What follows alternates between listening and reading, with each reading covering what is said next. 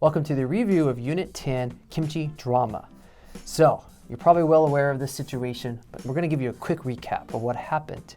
So, China actually got a ISO certification stating that their, pao chai as like the original Chinese styled kimchi, but it's a generic fermented vegetable. It's not necessarily kimchi. And many other cultures have this, fermented vegetables, and even Japan has kimchi, which is, it is influenced and based off of Korean kimchi. And to, put the nail in the coffin, I can say, the UN recognized in 2001 that Korea sets the international standard for kimchi because kimchi is Korean. That's it. But others, try to copy kimchi and, generically recreate it. But, Korea is the standard for kimchi. Right. I'll just say that. Generically. Generically. What are some other fermented foods you've had from other countries, perhaps?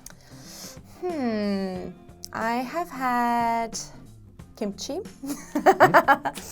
I don't think I've eaten a lot of fermented foods, quite frankly. Yes. I think South Africa has a type of meat. It's called biltong. I think it's kind of fermented because it's salted and also that it can't go rotten, basically. I see.